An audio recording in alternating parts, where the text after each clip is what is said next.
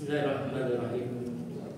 Assalamualaikum warahmatullahi wabarakatuh.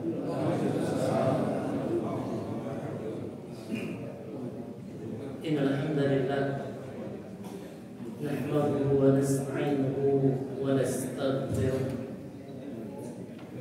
wa na'udzu billahi min shururi anfusina wa min sayyiati a'malina. Man yahdihillahu fala mudilla lahu ومن يضلل فلا هادي له. أشهد أن لا إله إلا الله وحده لا شريك له وأشهد أن محمدا عبده ورسوله. أما بعد.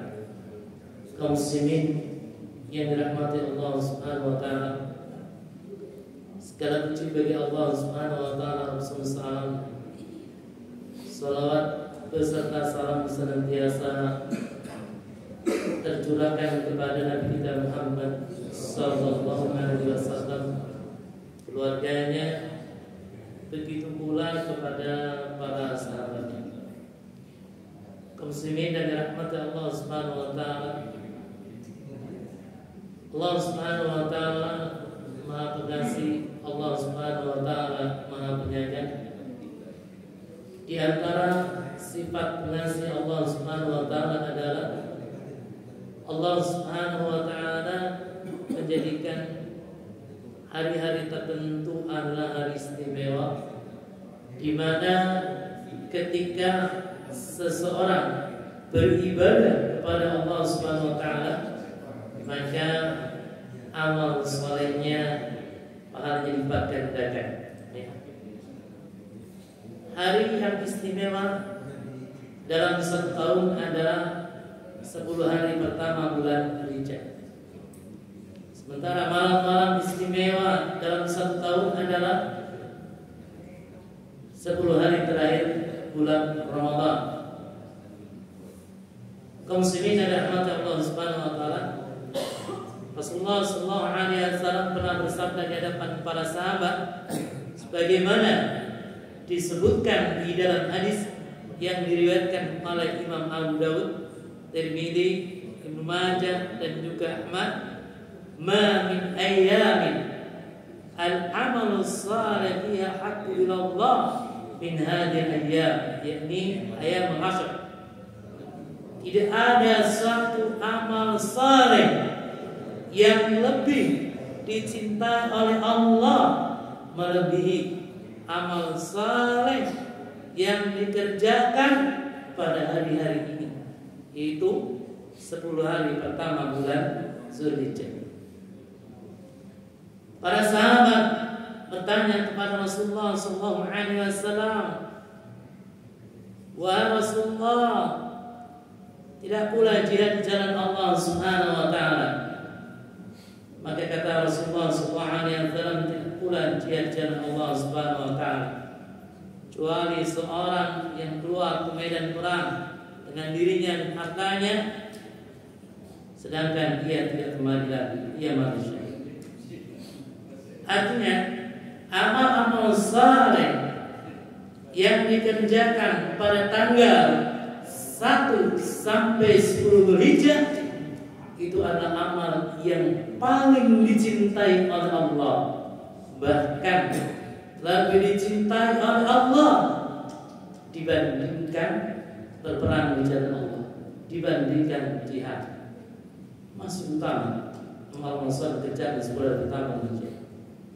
Kecuali seorang yang mati syahid, ya, baru di amalan ini yang melebihi, ya, lebih besar pahalanya insya Allah dibandingkan 10 hari pertama bulan Dzulhijjah. Amalan yang dikerjakan di 10 hari pertama bulan Dzulhijjah. Kaum muslimin yang dirahmati Allah Subhanahu wa taala, bahkan ya, amal saleh yang dikerjakan di 10 hari pertama bulan Dzulhijjah itu yang paling besar pahalanya di sisi Allah Subhanahu wa taala. Sebagaimana disebutkan dalam hadis dari Tahawi dan juga yang lain-lain, "Ma min amalin azka 'inda Allah azza wa jalla wa a'dham ajran min khairin ya'malu fi ashril adha." Tidak ada amalan yang lebih suci di sisi Allah Subhanahu wa taala dan lebih besar pahalanya, ya, daripada kebaikan yang dikerjakan pada 10 hari pertama bulan Dzulhijjah. Kaum muslimin yang dirahmati Allah Subhanahu wa taala, amal saleh tersebut macam-macam, ya, macam-macam. Seperti para ulama mensunahkan puasa di tanggal 1 sampai tanggal 9 Dzulhijjah, dan yang paling ditekankan pada tanggal 9 Dzulhijjah itu puasa Arafah. Kemudian perbanyak takbir, tahlil, tahmid 10 hari pertama bulan Dzulhijjah. Kemudian juga ada amal saleh yang sangat istimewa sekali yang bisa kita kerjakan di tanggal 10 Dzulhijjah, yaitu ibadah kurban. Kaum muslimin yang dirahmati Allah Subhanahu wa taala, agar ibadah kurban kita sesuai dengan petunjuk Rasulullah SAW, maka kita melihat beberapa hal terkait dengan ibadah kurban sesuai dengan petunjuk Nabi Muhammad SAW. Yang pertama, hendaknya ketika kita berkurban dalam rangka mencari ridho Allah Subhanahu wa taala, dalam rangka mengharap pahala Allah, bukan berkorban karena pengen dipuji, bukan berkorban karena pengen disanjung, bukan, ya. Karena syarat diterimanya amal itu 2 hal, yaitu ikhlas dan sesuai dengan contoh Rasulullah SAW. Ketika amal seorang, ya, tidak ikhlas karena Allah, pengen dipuji, pengen disanjung, maka amalan tersebut tidak akan diterima di sisi Allah Subhanahu wa taala. Sebagaimana disebutkan di dalam hadis yang sahih riwayat Muslim bahwa yang pertama kali nanti diadili pada hari kiamat adalah seorang yang mati syahid. Orang mati syahid tersebut dihadapkan kepada Allah Subhanahu wa taala, dipaparkan kepadanya nikmat-nikmatnya sementara ia mengetahuinya. Kemudian Allah Subhanahu wa taala bertanya kepadanya, "Apa yang kau kerjakan ketika di dunia?" Dia mengatakan, "Ya Allah, aku berperang karena Engkau, ya Allah." Kata Allah, "Kau dusta, kau bohong, kau berperang supaya dikatakan sebagai seorang yang pemberani." Dan orang-orang telah mengikut padamu demikian. Kemudian wajahnya diseret, lantas dilemparkan ke dalam api neraka Jahannam. Aliyah. Orang yang kedua adalah seorang yang menuntut ilmu, mengajarkan ilmu, dan membaca Al-Quran. Orang tersebut dihadapkan kepada Allah Subhanahu wa taala, ya. Kemudian ditanya oleh Allah Subhanahu wa taala apa yang dia kerjakan di dunia. Ia menjawab bahwasanya ia menuntut ilmu karena Allah, mengajar ilmu karena Allah, membaca Al-Quran karena Allah. Lantas Allah Subhanahu wa taala firman, "Kau dusta, kau bohong, engkau menuntut ilmu supaya dikatakan sebagai seorang alim. Engkau mengajarkan ilmu supaya dikatakan sebagai seorang pengajar. Sedangkan engkau membaca Al-Quran supaya dikatakan sebagai seorang qari." Akhirnya diseret bacanya, dilemparkan ke dalam api neraka Jahannam. Orang ketiga adalah orang senantiasa lunasi, berinfak. Namun orang tersebut ketika berinfak supaya dikatakan sebagai seorang yang dermawan, akhirnya orang tersebut lemparkan ke api neraka Jahannam. Dengan demikian, ketika kita berkorban, hendaklah tujuannya ikhlas karena Allah Subhanahu wa taala, ingin meraih pahala Allah, ingin meraih surga Allah, ingin jauhkan dari api neraka Jahannam. Kemudian yang kedua adalah mata Allah Subhanahu wa taala. Pada saat kita hendak berkorban, hendaklah pilih hewan kurban yang gemuk, pilih hewan kurban yang sempurna. Karena hal ini termasuk bagian mengagungkan syiar Allah Subhanahu wa taala dan juga termasuk bagian dari ketakwaan hati, ya. Wa may yu'azzim sya'irallah fa innaha min taqwal qulub.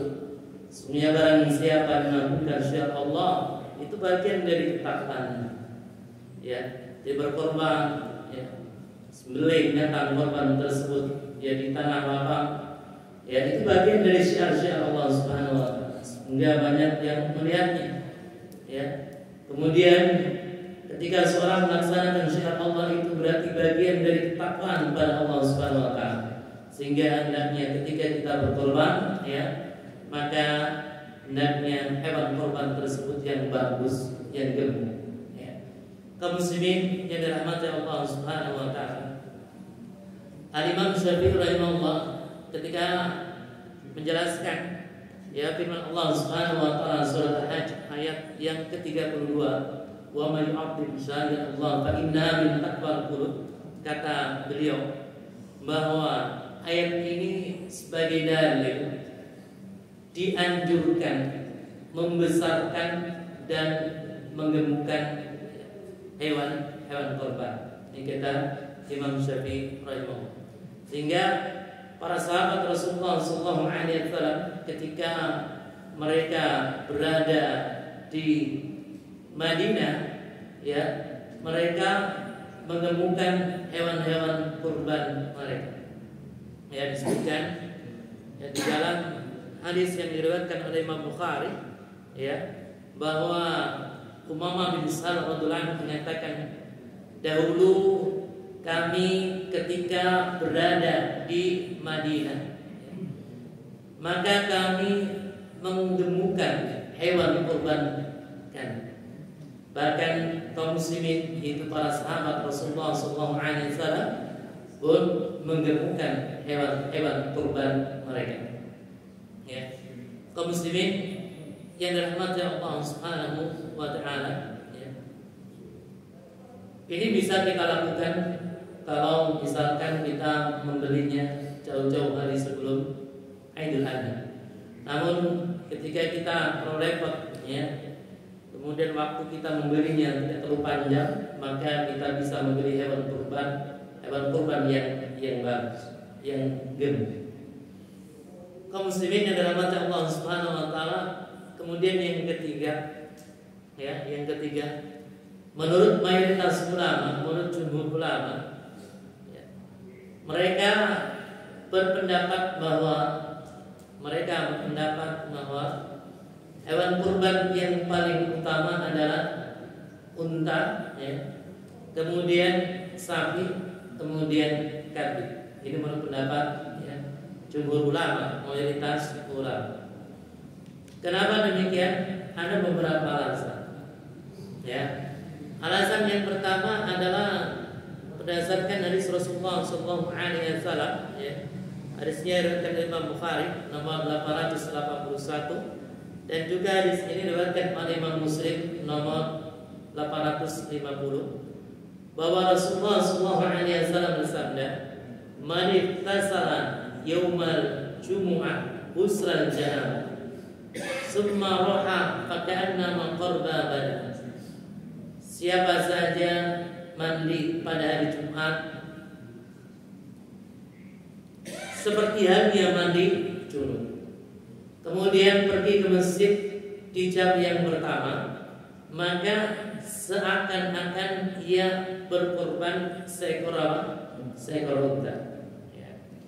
Wa man raha fi sa'ati tsaniyah, barang siapa yang pergi di jam yang kedua, maka seakan-akan ia berkorban seekor bakar, ya, seekor sapi. Wa man raha fi sa'ati tsalisah fakannama qarraba kabshan aqra. Barang siapa yang pergi di jam yang ketiga, maka seakan-akan ia berkorban seekor kambing, ya, seekor kambing, ya, yang bertanduk.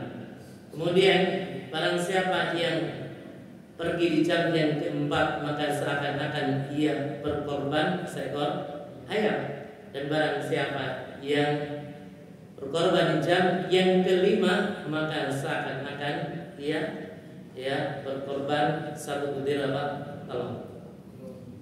Ya, di sini Rasulullah SAW menjelaskan tentang, ya, utamaan menghadiri sholat Jumat di jam yang pertama, kedua, ketiga, dan yang lain-lain. Maksud jam yang pertama, kedua, ketiga, ya, ini jam-jam yang memang sudah diketahui, itu dimulai dari fajar sampai masuk waktu zuhur, tinggal dibagi 5. dibagi 5 jam. Sehingga para salafun saleh generasi terdahulu ya mereka yang ketika menghadiri sholat Jumat pagi-pagi sudah hadir, setengah 6 jam 6 sudah hadir. Nah, hadirin mata Allah Subhanahu wa taala, di sini Rasul menyebutkan keutamaan di jam yang pertama seperti halnya berkorban ya seekor ya unta. Menghadiri Jumat jam kedua seperti berkorban seekor sapi. Menghadiri Jumat jam yang ketiga seperti halnya ya berkorban seekor kambing. Ini menunjukkan bahwa korban seekor ya unta itu yang paling utama. Kemudian korban seekor ya bakor sapi, kemudian korban seekor ya seekor kambing. Kaum muslimin dalam mata Allah Subhanahu wa taala, alasan yang pertama. Kemudian alasan yang kedua, biasanya harga ya dari unta itu lebih mahal dibandingkan dari sapi. Harga sapi lebih mahal dibandingkan dengan apa? Dengan kambing atau domba. Biasanya seperti itu. Sementara ada hadis dari Rasulullah SAW, hadis Abu Dzar, suatu hari Abu Dzar ya pernah datang kepada Rasulullah SAW. Wahai Rasulullah, budak apakah yang paling utama untuk dimerdekakan? Maka Rasulullah SAW menjawab, aghlaha thamanan wa tusa 'inda ahliha. Yang paling mahal harganya dan paling berharga bagi tuannya. Ya. Ini hadis ini diriwayatkan Imam Bukhari dan juga hadis ini diriwayatkan oleh Imam Muslim. Dengan demikian, ya, hewan kurban yang paling mahal harganya, ya, yaitu ya, unta, ya, maka inilah yang paling ya sempurna, yang paling utama. Ini berdasarkan hadis Rasulullah SAW. Kemudian hadirin mata Allah Subhanahu wa taala, selanjutnya ya, poin yang selanjutnya yang keempat, bahwa ketika berkorban dengan hewan berjenis kelamin jantan itu lebih utama dibandingkan dengan berkorban dengan jenis kelamin betina. Namun berkorban dengan jenis kelamin betina hukumnya apa? Sah. Hukumnya sah, ya. Hukumnya sah. Hal ini berdasarkan hadis Rasulullah SAW. Ketika Rasulullah SAW menjelaskan tentang masalah akikah, anil gulami syatani mukafatan. Ketika seorang mendapatkan anugerah dari Allah Subhanahu wa taala bayi laki-laki, maka hendaknya dia berakikah dengan 2 ekor kambing yang setara. Setara ya. Kalau tidak mungkin dari sisi beratnya, sisi umurnya. Ya. Kemudian anjariyah syam, sedangkan ya untuk bayi wanita itu 1 ekor kambing. Pemukus mengatakan bahwa ya Rasulullah SAW nyatakan tidak peduli ya jenis kambing tersebut jantan ataupun betina. Para ulama mengatakan bahwa hukum berkorban itu seperti halnya akikah. Ya, sebagaimana ulama kalangan madzhab Syafi'i. Sehingga pada akikah itu diperbolehkan ya, berakikah dengan kambing betina, maka di dalam kurban pun diperbolehkan menggunakan kambing betina. Ya, betina. Ini alasan para ulama. Kemudian hadirin mata Allah Subhanahu wa taala, yang kelima ya, yang kelima, hal yang memang perlu kita ingat lagi bersama bahwa siapa saja yang hendak berkorban ketika masuki 10 hari pertama bulan Dzulhijjah, maka hendaknya dia tidak memotong kukunya dan juga tidak memotong rambut yang di seluruh badannya.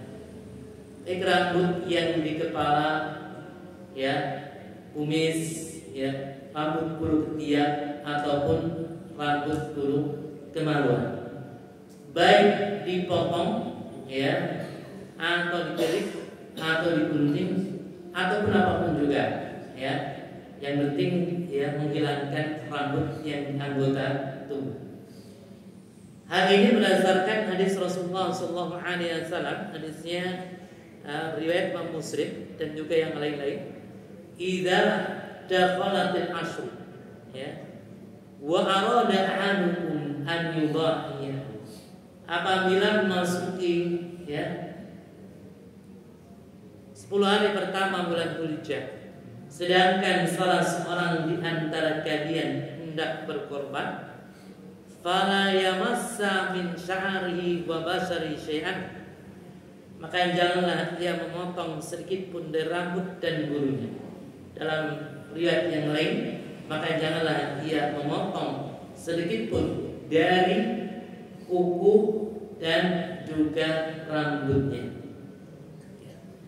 Hadirin rahmati Allah Subhanahu wa taala, ya, terkait dengan larangan ini, ya, terkait dengan larangan ini, maka ya mazhab Syafi'i dan juga mazhab Maliki mereka berpendapat hukumnya makruh, tidak sampai derajat yang haram.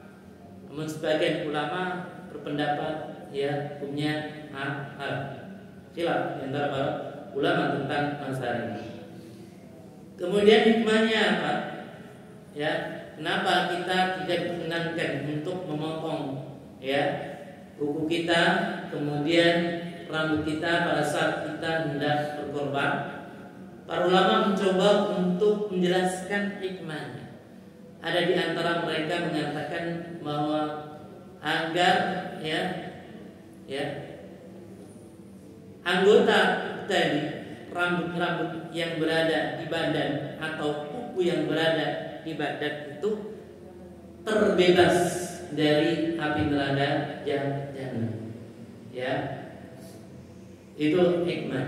Ada juga mengatakan bahwa hikmahnya adalah kita bertasabuh meniru orang-orang yang sedang berihram. Tasabuh dengan orang-orang ihram. Orang-orang sedang ihram menunaikan ibadah haji atau ibadah umrah, itu kan perkara yang bagus, perkara yang baik, yang berpahala. Kita mengikuti mereka supaya kita dapat ya pahala dalam sisi mengikuti. Ya, sedangkan orang yang ihram dalam haji dan umrah itu kan ya larang untuk mencukur rambut dan juga memotong kuku. Itu alasan ya para ulama mengatakan terkait dengan larangan memotong rambut atau memotong kuku bagi siapa saja yang hendak berkorban. Kaum muslimin yang dirahmati Allah Subhanahu wa taala, selanjutnya masih terkait dengan masalah berkorban ini, waktu penyembelihan korban ini cukup lapang, cukup luas, mulainya dari tanggal 10 Dzulhijjah, 10 Dzulhijjah. Kemudian kita bisa kerjakan tanggal 11, 12, 13 Dzulhijjah sebelum maghrib. Kenapa? Karena bagian dari ayat tasyrik, hari-hari tasyrik. Di mana hari tasyrik berdasarkan hadis Rasulullah SAW, ayat tasyrik, ayat akrim, wasyurbin, wa dzikrin. Hari-hari tasyrik itu adalah hari-hari makan, hari-hari minum, hari-hari berzikir kepada Allah Subhanahu wa taala. Dengan demikian, diperbolehkan bagi kita untuk menyembelih di waktu hari-hari tasyrik. waktunya lapang. Jadi ada sekitar 4 hari. Dan waktu penyembelihannya dirahmati Allah Subhanahu wa taala, ya. Para ulama ya menyatakan di antara dari mazhab Syafi'i mulai tanggal 10 itu ya setelah ya waktu sholat dan 2 khutbah, ya setelah waktu sholat dan juga dua khutbah itu mulai waktunya. Kalau menyembelih binatang kurban ya tanggal 10 Dzulhijjah ya dilakukan waktu sudah sholat subuh ya, maka tentunya sembelihan ini tidak sah karena ya belum masuki waktunya. Ya. Pernah terjadi di masa Rasulullah SAW ya, seorang sahabat Rasulullah SAW pagi-pagi ya sudah menyembelih hewan kurban di tanggal 10 Dzulhijjah ya. Maka Rasulullah SAW ya menjelaskan kepadanya ya bahwa ya barang siapa yang ya korban ya sebelum menunaikan sholat ya sebelum ditunaikan sholat ya maka ia adalah lahmun yuqaddimu li ahli, itu adalah daging yang hanya diberikan kepada keluarganya. Artinya ya penyembelihan tersebut ya bukan bernilai penyembelihan hewan kurban. Laisa minal nusuki fi syai', ya bukan bagian hewan kurban sedikit. Kaum muslimin yang dirahmati Allah Subhanahu wa taala, ya. Selanjutnya tempat penyembelihan hewan kurban, ya kita bisa menyembelihnya ya manapun yang kita sukai ya. Seperti misalkan ketika kita menyembelih ya mengurus binatang kurban sendiri ya di dekat rumah kita diperbolehkan, ataupun ya ketika kita menyembelihnya ya tanah lapang ya sudah sholat id ya lapangan tersebut ya, maka itu diperbolehkan sebagaimana yang dilakukan oleh Rasulullah SAW. Atau tempat-tempat ya kosong yang lain yang bisa kita gunakan untuk menyembelih hewan kurban. Kaum muslimin yang dirahmati Allah Subhanahu wa taala, demikian apa yang kami sampaikan, semoga bermanfaat. Kalau ada pertanyaan atau ada tambahan silakan. Ya. Waalaikumsalam. Tadi disampaikan bahwa banyak bertakbir sejak tanggal 1, tapi kok katanya kebiasaan itu enggak dilakukan secara syiar ya, atau arti takbirnya masing-masing itu? Iya. Hadirin dirahmati Allah Subhanahu wa taala, ya. Ada hadis dari Rasulullah sallallahu alaihi wasallam, hadis dari Tabrani, Baihaqi, ya. Ma min ayyamin a'dham indallah wa la habbu ilaihi al-amalu fihinna min hadhihi al-ayyam al-ashr. Tidak ada hari yang paling agung dan amat dicintai oleh Allah Subhanahu wa taala untuk berbuat kebajikan di dalamnya daripada 10 hari pertama bulan Dzulhijjah. Maka Rasulullah sallallahu alaihi wasallam faksiru fihinna min at-tahlil wa tahmid wa tasbih wa takbir. Maka perbanyaklah ya di hari-hari itu tahlil, takbir dan juga tahmid. Perbanyak di hari-hari itu di 10 hari pertama bulan Dzulhijjah. Sehingga para ulama memberikan penjelasan bahwa ya anjuran di 10 hari pertama ya bulan Dzulhijjah itu memperbanyak tahlil, memperbanyak tahmid, memperbanyak tasbih, memperbanyak takbiran. Ini seperti yang dilakukan oleh Abu Hurairah radhiyallahu anhu. Ya, Abu Hurairah radhiyallahu anhu ketika ke jalan 3 asar Maka Abu Hurairah radhiyallahu anhu membaca takbir, Allahu Akbar, Allahu Akbar, Allahu Akbar, La ilaha illallah, Allahu Akbar, Allahu Akbar, walillahil hamd. Sebagaimana disebutkan oleh Ibnu Mas'ud radhiyallahu anhu, ya, menyatakan tentang lafaz takbiran itu Allahu Akbar, Allahu Akbar 2 kali atau bisa juga 3 kali. Ya, dalam Musannaf Ibnu Abi Syaibah. Ini Abu Hurairah. Kemudian Ibnu Umar juga, ya, Ibnu Umar ya melaksanakan demikian. Ibnu Umar melaksanakan demikian. Kita bisa praktekkan, ya, hal ini kita praktekkan misalkan di rumah, ya, di rumah di waktu, ya, senggang, ya, di waktu senggang di rumah, atau pada saat kita misalkan jalan teman di kendaraan, kita bisa praktekannya. Atau seperti rumah Rasulullah bahwa ketika sedang diranjang, ya, mempraktekannya. Namun alangkah baiknya tidak di masjid, karena ya di negeri kita itu ya belum mengetahui secara, belum juga mempraktekannya secara umum.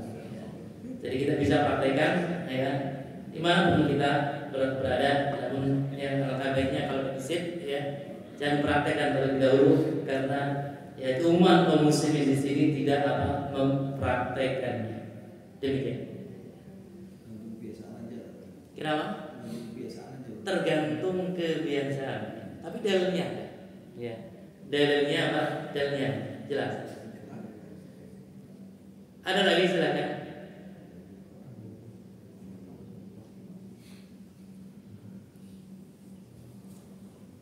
Silakan kalau ada lagi. Masih ada waktu.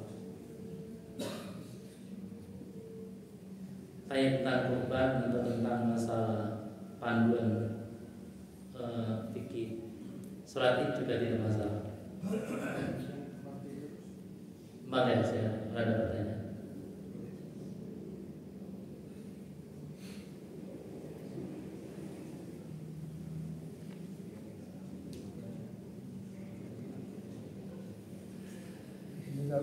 Iya, silakan.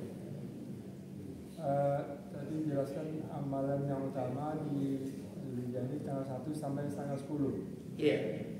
Berarti tanggal 11, 12, 13 tidak termasuk amalan utama. Iya. Maksud di sini adalah amalan yang paling utama. Paling utama di dalam, ya, 1 tahun. Jadi gini, para ulama memberikan penjelasan seperti yang dikatakan oleh Al-Imam Ibnu Qayyim rahimahullah dalam kitab Zadul Ma'ad. Imam Ibnu Qayyim rahimahullah mengatakan hari-hari yang paling utama di dalam 1 tahun itu adalah tanggal 1 sampai tanggal 10 Zulhijjah. Hari-hari yang paling utama. Maksud hari-hari di sini adalah dimulai dari fajar sampai maghrib. Amal apa saja? Membaca Al-Quran, puasa, ya, kemudian apa lagi? Ya, zikir, ya, berbakti kepada orang tua, ya, sedekah, berinfak. Nah, amalan-amalan tersebut itu, ya, lebih utama dibandingkan apa? Jihad di jalan Allah. Perangkan pahalanya besar sekali. Ya, tapi masih kalah dengan amal-amal soleh yang dikerjakan di 10 hari pertama bulan Zulhijjah. Kecuali kalau sang mujahid itu meninggal dunia, ya, syahid, baru amalan syahid inilah yang mengalahkan amalan yang dikerjakan di 10 hari pertama bulan Zulhijjah. Ya. Kemudian hadirin macam Allah Subhanahu wa taala dalam hadis yang lain, ya, kata Rasulullah SAW, tidak ada suatu amalan yang lebih suci di sisi Allah dan lebih besar pahalanya dibandingkan amalan-amalan yang dikerjakan di 10 hari pertama bulan Zulhijjah. Sehingga ketika kita sholat berjamaah di masjid ini, ya sholat berjamaah di masjid ya sholat subuh, zuhur, asar, ya sholat sunnah juga, terus sholat duha di masjid. Amal itu paling besar pada Allah Subhanahu wa Ta'ala. Karena kerjakan di waktu yang sangat istimewa, lebih besar dibandingkan apa? Jihad di jalan Allah Subhanahu wa Ta'ala. Adapun amal yang dikerjakan tanggal 11, 12, 13 hari dikasih biasa, ya biasa, tidak seperti harinya amal-amal kerjakan di 10 hari pertama bulan Dzulhijjah. Namun kalau secara umum kan masih hari apa? Masih bulan apa? Bulan haram. Ya bulan haram, ya bulan haram kan? Ya bukan bulan haram. Kalau bulan haram itu ya amalannya juga dilipat gandakan. Ya, dilipat gandakan. Kalau kita bicara secara keumuman yang masuk di bulan haram. Bulan haram bulan apa saja? Dzulqa'dah, Dzulhijjah, Muharram, Rajab. Ya. Di surat At-Taubah kan ada, At-Taubah ayat 36, ya. Kemudian Ibnu Abbas radhiyallahu anhu menyatakan bahwa ya, bulan-bulan haram itu ada 4, kata Ibnu Abbas. Dzulqa'dah, Dzulhijjah, Muharram, dan Rajab. Allah Subhanahu wa Ta'ala menjadikan ya mereka bulan-bulan yang suci dan kesuciannya begitu diagungkan, sehingga kata Ibnu Abbas, amal saleh yang dikerjakan di bulan-bulan suci itu pahalanya lebih besar. Pahalanya lebih besar. Ini kalau lihat dari tinjauan sisi bulan haram. Jadi ketika kita mengerjakan ya amal soleh tanggal 11, 12, 13 Dzulhijjah, bahkan sampai akhir, itu kan masuk kategori bulan apa? Bulan haram. Pahalanya dilipat gandakan. Kalau kita melakukan amal soleh ya di bulan Dzulqa'dah, Muharram, Rajab, ya itu pun demikian juga, pahalanya dilipat gandakan. Sebagaimana kata Ibnu Abbas, ini bukan kata anak ya, anak nukil saja. Sebagaimana kata Ibnu Abbas, dosanya pun dilipat gandakan dari masuk bulan-bulan haram, bulan-bulan suci, bulan-bulan yang di apa? Agungkan. Seorang misalkan judi online, atau pinjol, ya, melakukan pinjaman online, itu dosa. Nah, ketika dikerjakan di 4 bulan haram itu, ya, Dzulqa'dah, Dzulhijjah, Muharram dan Rajab, dosanya lebih besar dibandingkan di bulan-bulan yang lainnya. Ya. Demikian.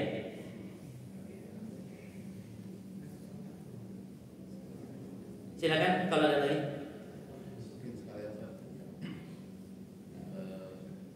Memperhatikan keutamaan 10 hari bulan Dzulhijjah itu, kalau lihat Ramadan kan ada nas-nas atau ada arahan yang menyambut ya, bulan Ramadan itu dengan berbagai hal, termasuk takdir.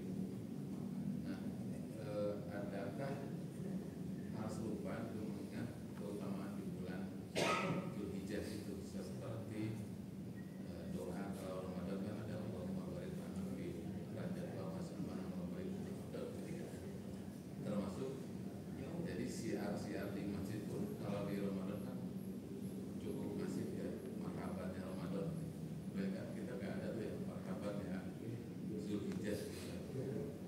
Ada nggak dari hal yang serupa itu mengingatkan dari sisi pahala juga luar biasa.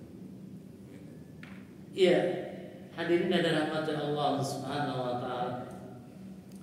Apakah ada doa-doa khusus terkait dengan masalah ya 10 hari pertama bulan Dzulhijjah, ya, seperti doa-doa yang dilakukan oleh Rasulullah SAW atau motivasi-motivasi ya khusus ya seperti yang Rasulullah SAW sampaikan, ya telah datang kepada kalian bulan Ramadan, bulan yang di dalamnya dibukakan pintu-pintu surga, itu pintu-pintu neraka. Allah alam tidak ada, ya tidak ada. Cuma ada motivasi motivasi dari Rasulullah SAW. Ya. Motivasi dari hadis-hadis Rasulullah SAW tentang besarnya keutamaan 10 hari pertama bulan Dzulhijjah. Motivasi dari beliau kan macam-macam. Ya, motivasi dari beliau macam-macam.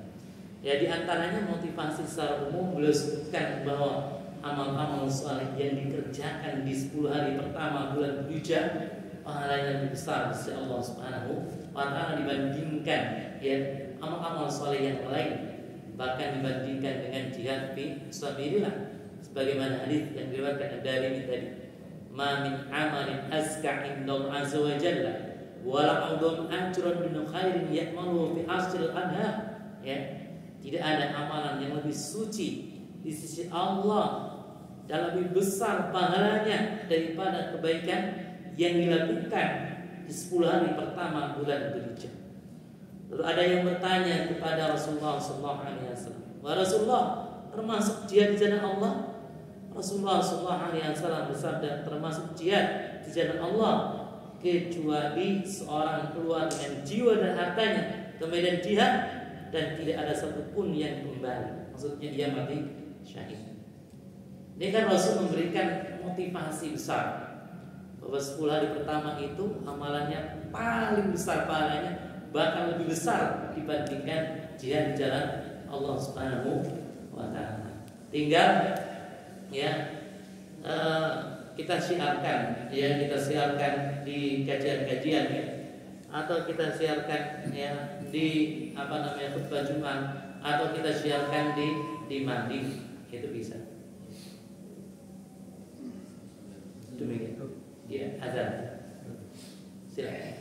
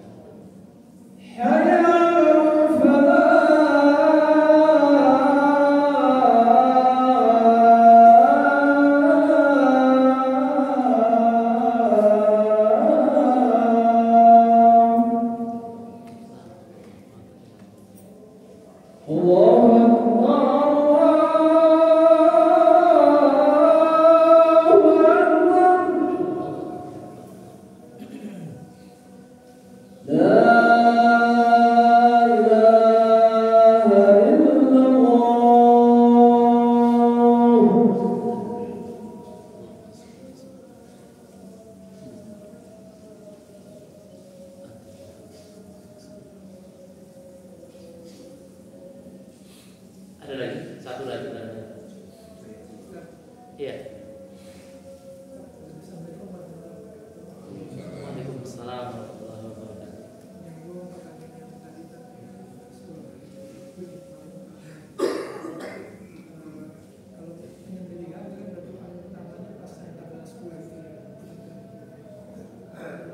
Iya, tanggal 10 Dzulhijjah. Kebetulan yang nanti hari tahun ini kan akan jatuh insya Allah di hari Jumat. Iya, hari Jumat. Mungkin memang ada kerepotan gitu ya kalau kita mengadakan sholat Jumat juga. Mana yang lebih utama? Kita mengadakan sholat Jumat atau kita tetap melakukan penyembelihan kurban di tanggal 10 ini? Iya, mana yang lebih utama? Kita sholat Jumat atau kita mengadakan penyembelihan hewan kurban? sholat Jumat. Ya, sholat Jumat karena sholat Jumat itu hukumnya wajib, sedangkan menyembelih itu hukumnya apa? Sunnah. Tentunya yang wajib lebih utama dibandingkan sunnah. Mungkin timbul pertanyaan adalah bagaimana kalau di hari Id itu bertepatan dengan hari Jumat? Kalau menurut Madzhab Hambali, ini menurut Madzhab Hambali ya. Madzhab Hambali berpendapat bahwa ya ketika Idul Adha Idul Fitri bertepatan dengan hari Jumat ya, maka rukhsah untuk tidak menunaikan sholat Jumat ya, rukhsah untuk tidak menunaikan sholat Jumat, tapi DKM imam tetap menyelenggarakan sholat Jumat. Ini menurut pendapat Madzhab Hambali ya, berdasarkan ya hadis Rasulullah SAW bahwa ya man syaa falyusalli. Jadi apabila Id bertemu dengan hari Jumat ya, maka Rasulullah SAW bersabda, barang siapa yang ingin sholat maka sholatlah. Ya, artinya di sini menunjukkan suatu yang ya, pilihan. Kemudian dalam hadis yang lain ya, siapa yang menunaikan sholat Jumat silakan. Ya, siapa yang tidak silakan. Nahnu kami tetap mengadakan sholat Jumat. Kalau Madzhab Syafi'i tetap melaksanakan sholat Jumat. Dan ini menurut jumhur ulama, mayoritas ulama. Mayoritas ulama berpendapat tetap menunaikan sholat Jumat karena sholat Jumat itu adalah perkara yang wajib. Ya ayyuhalladzina amanu idza nudiyatish shalah yaumul jumu'ah fas'au ila dzikrillah wa dzarul bai'a. Ya. Orang yang beriman apabila dikumandangkan azan untuk menunaikan sholat Jumat, maka datanglah bersegera, ya, bersegera ke masjid untuk menunaikan apa? Sholat Jumat. Yang paling hati-hati tetap menunaikan sholat Jumat. Karena para ulama sepakat, ya, menunaikan sholat Jumat di hari Jumat, ya, itu adalah perkara yang wajib. Sedangkan ketika berjumpa dengan Id, ulama sepakat dilaksanakan. Kalau nggak dilaksanakan sholat zuhur, ada yang mengatakan membolehkan, ada juga yang mengatakan tidak membolehkan. Maksudnya ada yang mengatakan membolehkan tidak menunaikan sholat Jumat, ya cukup zuhur saja. Ya, ada juga yang mengatakan tetap menunaikan sholat Jumat. Paling hati-hati tetap ya menunaikan sholat Jumat, tinggal diatur saja, ya, dimusyawarahkan bagaimana yang terbaik. Ya, kalau bicara masalah yang paling utama tetap menunaikan sholat Jumat. Demikian apa yang kami sampaikan, mudah-mudahan bermanfaat. Ya, kita tuh dalam kapal bermajelis. Subhanallah wa bihamdihi asyhadu an la ilaha illa anta astaghfiruka wa atubu ilaik. Assalamualaikum warahmatullahi wabarakatuh.